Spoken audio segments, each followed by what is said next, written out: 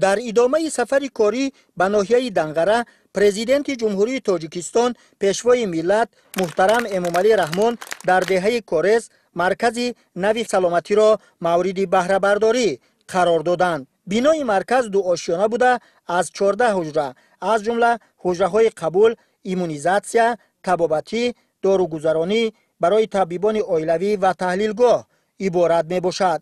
بنیاد این انشاءات ماه فوریه سال روان آغاز گردیده در کارهای ساختمانی 20 ساکن محلی با کار تأمین شدند. بینای مرکز سلامتی در دهه کورس از جانب صاحبکاران همت بلند و سخاوت پیشه با مقصد حفظ سالمی جامعه و فراهم آوردن شرایط بهتر خدمت رسانی طبی به ساکنان ساخته شده است. کارهای ساختمانی در انشاءات ساحه تندرستی ماه فوریه سال جاری آغاز گردیده مرکز سلامتی دهه کورس دوام 9 ماه بنیاد کرده شد. در بنیاد مرکز سلامتی دهه کورس پیش از همه ساختمانچیان و از حساب ساکنان محلی سرمایه‌گذاری نمودند.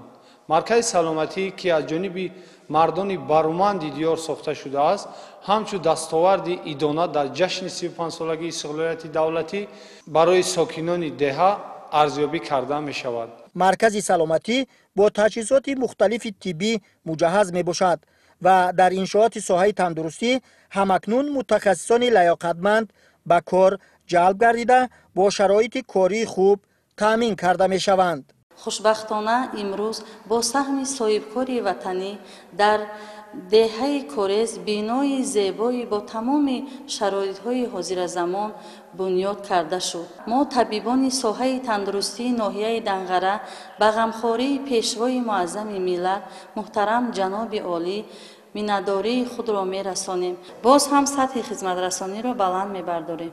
پیشوای ملت محترم امامعلی رحمان با کارهای ساختمانی بهای بلند داده متخصصان را به خدمت رسانی معاصر طبی به اهالی با استفاده از امکانیت‌های موجوده هدایت نمودند.